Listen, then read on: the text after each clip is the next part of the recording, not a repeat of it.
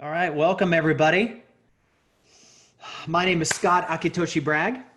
And I'm Hardy Hakatoshi Merritt. That is true. And this is episode 9 of the show. Episode 9, man. It's got to be auspicious. Did you think It's it was gonna very go? Do auspicious. you think it was gonna go 9 episodes when we started talking about it? I really didn't know. I thought might get shut down after 2. Yeah.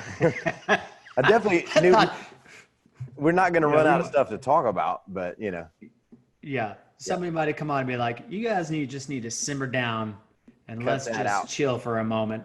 But we've had great episodes, 8 of them leading up to this point. We had some amazing guests that have been on, some great friends of ours, learned some new things about them as well.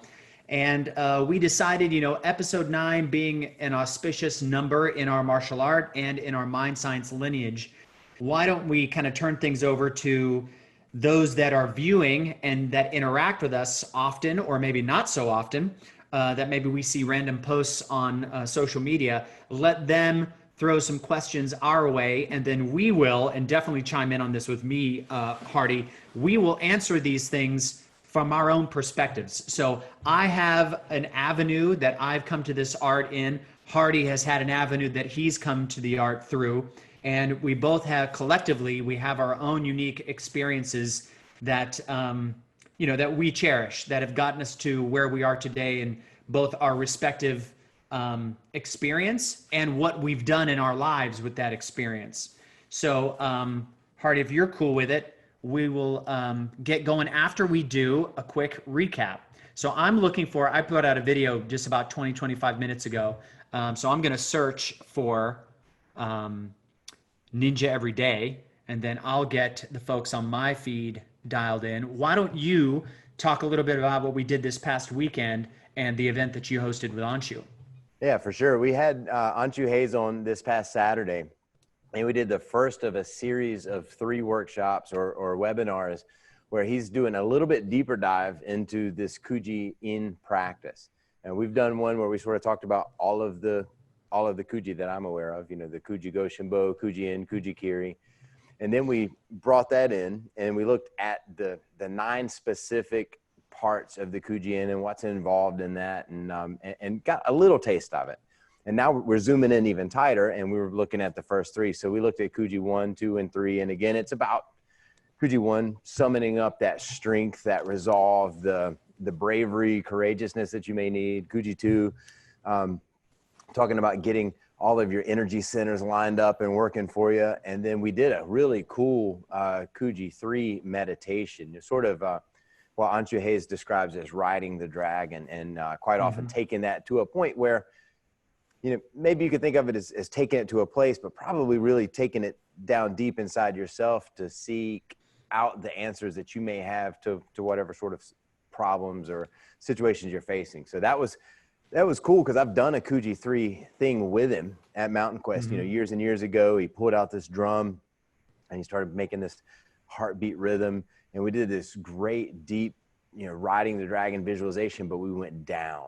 We took it down through layers of the universe. And this last weekend, we took the dragon up, and we went, up into the stratosphere, into a new place. And he's even talked about one where you sort of go out to different directions to the side and that sort of stuff. So I'm excited to see where we're going to go next with 4, 5, and 6.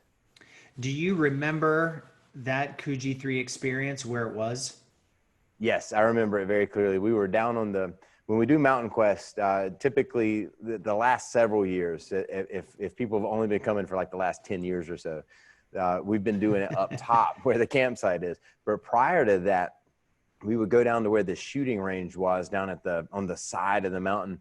And it wasn't a very wide training area. It was long. And it was, there was a slope of a mountain that came down towards us, and then we trained, and then it sloped off. And we always get a decent amount of rain there. So normally that rain would run down and cause little rivulets of water going through, and there would be these dry islands of mulch that people would sort of huddle in and train. And once in a while you get thrown in the mud. And I think I was sitting in a mud puddle, or I think one formed as we were doing that meditation, which may have influenced where my head went when we were doing the visualization. But yeah, I remember the setting, the set, I remember the sounds. And when Anshu started doing this same one on Saturday, it sort of took me back. It's funny how just that heartbeat rhythm took me right back to it. That's awesome. Yeah. I remember there's been several Kuji 3 that I've been involved in, but if I were to say there were 4 or 5 moments that I had, half of those moments, because me hosting and running all audio and production for festivals, a couple of these happened during past festivals, and I found myself like I had to run audio, so I couldn't necessarily participate, as it were, but watching everyone really just kind of allow themselves to get involved in the exercises that Anshu would take everyone through, I would sit back and be like, man, I wish I could participate in this, because it's, he's so great at creating a story, and taking you through this visualization, and not just the pictures that he paints, but how he uses his words and the stop gaps and what he emphasizes, and really allows you to immerse yourself into that. It's one thing that I've tried to emulate in my own classes when I do, short visualizations or taking someone through an experience. So he's very profound at doing that. So any opportunity that you would have for those that are viewing out there to participate in a Kuji session, which, kudos to you. You guys have sold out all of the sessions that you've done. 3. And from what I understood, you had to increase your membership on Zoom to be able to accommodate some folks that really wanted to get in, that you decided you were going to allow that to happen. So cap off to you and Rachel for making that happen. Yeah, I can't take any of the credit for it, and unless you saw some of my videos where I was like saying like, you got to come, this is going to be amazing. But yeah, Rachel, right. My wife, orchestrated the whole thing, put it all together. But if you guys are interested and you're hearing this after the fact, you can check out the ninjaeveryday.com, and we will have the recordings of these available for you. So, and we could talk about that at the end of the show tonight. Awesome. Yep. So cool recap. Let's dive in and start filtering through some questions that some friends of ours have been sending to us this past week. And, real quick, there were a lot of questions that came in. Hardy and I are just going to answer these off the cuff. We've seen some of the questions, but it'll be unique for me to hear your perspective, Hardy, on some of these. And I went through and I kind of organized them into some subheadings. So if you're cool with it, we'll start. You've got the same questions I do, but we'll start with this topic that I just labeled as the art. So first question that had come in was, what does this system, meaning To-Shin Do, do better than any other system you've experienced?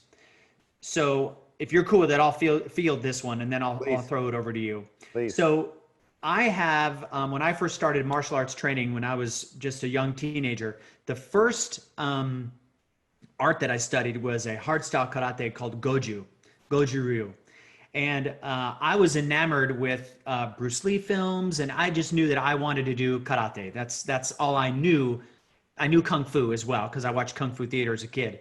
But I knew of karate and I knew of Kung Fu. There were no Kung Fu teachers in the area. YMCA had a karate program.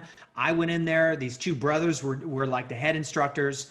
And as a 13-year-old kid, I did 6 months of Goju-ryu. And I remember just absolutely being petrified of sparring, because I was deathly afraid of being punched, being hit and kicked. But I got to do a lot of sparring with my teacher, right? Which was, as you know, even when you work with like someone like Anshu or one of the Shihan Kai members, it's like there's a little bit of intimidation there, because you want to make sure that you're doing the right thing. But I remember being put at ease, like it's okay to take a hit. You got gloves on, you got protective feet on and shin. So, it's kind of cool to take a hit. And I enjoyed that. I enjoyed the physicality of it. But here's kind of a silly story. It blew my mind. But one time, again, 13 years old, I'm sparring with my teacher, and I did a spinning back fist, and I clocked him in the head. Right. Yeah. I mean, to me as a 13-year-old, I was like, I'm dead. Like, this is it. Like, I'm dumb toast. Right. But what was funny was me hitting him killed it for me because Wow. I looked at him as someone that was untouchable, this guy. And I did this and I hit him and I was like, how is it even possible that I'm able to hit you? And I lost all interest in training completely. Like I was done at that end of that class. I was like, I was heartbroken. Um, so I left, and it wasn't until I found ninjutsu through a group of friends of mine that kind of exposed me to the art that I started training there. But specifically to go into why I love To-Shin-Do, it's because our elemental process covers every aspect of how we go about living our daily lives and how these elements interplay on a psycho-emotional level and how they manifest themselves physically. And without going really deep into it, this is the only art that I have seen and read about since that time as a young kid, because To-Shin-Do is, and its forms before To-Shin-Do was developed. Um, I was so enamored by that. And Mark Russo has been such a master at constantly tying the elements into what it is that we do, not only on a physical level, but an emotional level, that to me, it's been constantly mind blowing. So that would be my answer as to why I feel it's a far more superior system. It gets well rounded, like this tatsujin, that we have come to love this term of tatsujin, this fully actualized person. Um, I haven't seen any other art, again, with my experience, that even comes close to being able to offer that type of exploration. So, what about you? Yeah, I got to second that. So the elemental process is something uniquely powerful, but I'm going to save my discussion on that for a later question because I believe it's Okay. especially powerful for a particular reason. But my favorite thing about the art is the breadth of it. Like you said, the completeness of it. You don't see much out there that's not a specialized system. You could say kung fu has it, but and you got to maybe travel to China and move into a temple and have Mm. years and years of dedication and major disruption to what we would call sort of a standard approach to life. But with To-Shin-Do, we are studying how to fight with sticks, how to fight with knives, how to fight with sword. You can translate the material into modern weapon systems. What does a water footwork look like if you're drawing a pistol or running a rifle? And then you can totally get into striking, grappling, and then the meditation spiritual component. So many people have to go. I do Zen, and I train at a kickboxing place, and I do jujitsu on the weekends, and they're sort of piecemealing a complete warrior school out of these different things, and maybe they would have it, but it could be disjointed because of the perspectives from their teachers and the emphasis that the different styles play. But Yeah. with To-Shin-Do, you've got this goal of tatsujin, like you're talking about, this goal of being Right. like the best version of you. And so the breadth of it and the accommodation that To-Shin-Do makes for people with different abilities, different Mm. interests, different stages in their life, different focuses. I'm sure a friend, a training partner that's sort of hung up on one thing. They just want to like this one aspect of training they're really hung up on, and maybe somebody else in our same art hung up on a diametrically opposed thing, but we can all come together and we can all train in this system and still find solutions to those problems that we're dealing with or that we're focused on. So that my Yeah. favorite thing is the breadth and the way that it can accommodate everybody if somebody's open-minded. Now, the flip side of that to me is that we got so much stuff. We got Right. so much stuff, and ninja maybe weren't specialists, right? Like if you really want to get good at kicking, you probably should go to an art that focuses on kicking.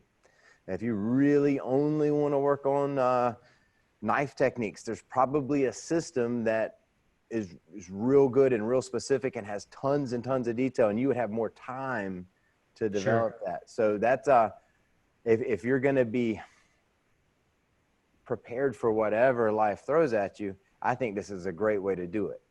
I think if you want to be, you've got a super specific interest, right? Very specific, even, you sort of laser focused in on, maybe you had an experience as a child and this guy pulled a knife out on me and I didn't know what to do. And that's all that you worry about is blades. This may not be the system, but it might be, because the cool thing is what you learn related to this knife thing is going to apply over here to this interpersonal conflict you may have at work. So that's my favorite thing. It's just all of it. Right. But I am sort of giving a warning. If you are new to this and you're picking this as your path, it's a lifelong study. Right. I'm not saying you can't get something out of it in the short term. You certainly will. But you have picked a challenging program to embark on. But that's what I see with most of our friends is they enjoy the challenge of it. They enjoy the growth aspect. Yeah, so jump into that a little bit more. What is it about, that particular comment that it's challenging, looking at it from someone who's just kind of embarking on this, that maybe they're a white belt, maybe they're in, what we would call their earth stages. So their first 9 months of learning this art. What is, from your perspective, the challenge?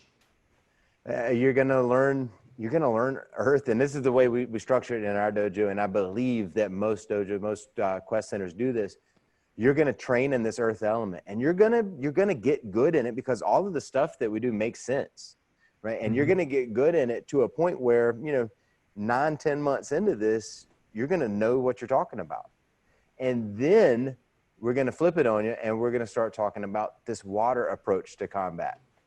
And all of a sudden it's like going from, you're the top kid in elementary school, and then you go to middle school, and then all of a sudden you're the bottom kid again, right? That's right. So it's, instead of holding our ground, we're tactically angling and coming back in from the side, and then you get good at that. And then we throw you into this fire level. And now you've got to be so tuned in that you can almost perceive what somebody's doing as they think about it. And it sounds kind of not real at first. If you're a skeptical sort of person, you come in and we're gonna say, all right, we're gonna practice intercepting the attack right as it forms in your partner's mind.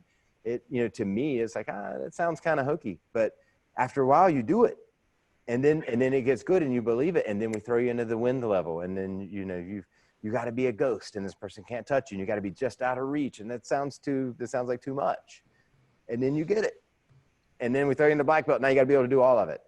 So yeah. I think that roller coaster of emotion, of skill, it is a challenge. I've seen it as a challenge. We've seen it in the dojo. People, that's when we've had our attrition, is when somebody moves from one element to the next. Yeah. When somebody moves from earth, they're good, and they don't want to be, in their mind, not good. Everybody's a beginner, right? And everything that's worth doing is difficult at first.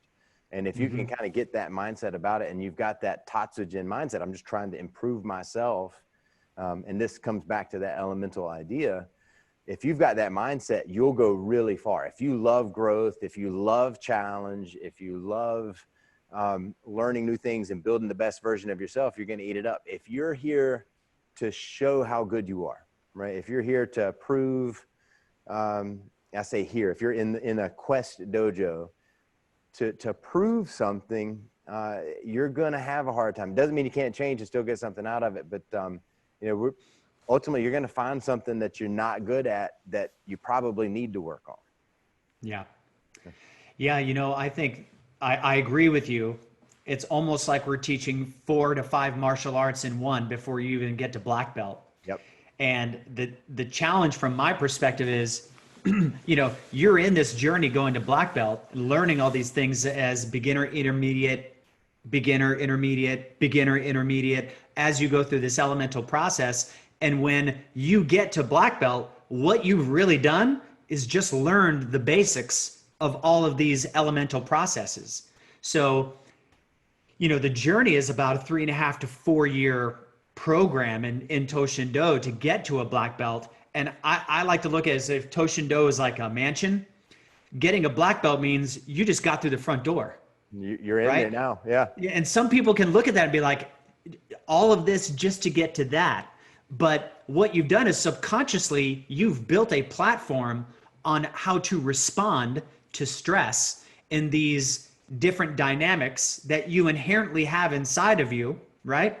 That is the challenge as well, right? Because brief talk about the elements, there are some people that can't back up. I just don't back up. I don't create space. I can't do that. Everything's go, go, go. So when you tell them, you got to calm down, you got to learn what it's like to take a step back and look at everything. I mean, how much does that translate to life as well, right? And people have a challenge doing that. That's one of the main things that is so challenging, but so is enlightening from someone who shares like we do as teachers of this art, is when I see somebody that is struggling with the physical aspect, in my mind, it's never because they can't do it. It's always because of how they're mentally and emotionally processing what's going on. That to me is the magic of this art. And I've given little tiny tidbits of advice to people in conversation about what they're doing. And I can start to see like some of them, their eyes will well up because you can see it's such an emotional challenge for them to accept that piece of information that has nothing to do with their physical capability. It's a mind shift. And we're talking about Q level, basic color belt material that will shift how you view the different aspects of your own life. And that to me is challenging. And then to get to a first degree black belt and then say, okay, now we're going to start directing where all of this goes. So welcome to the mansion. Now we're going to show you the different rooms that are in the mansion. And guess what? We're going to push you even further out of your comfort zone. Yep. And to go on this, these dawn level experiences. So, I mean, great explanation from you. I love, hearing your aspect of, what makes this art so unique. And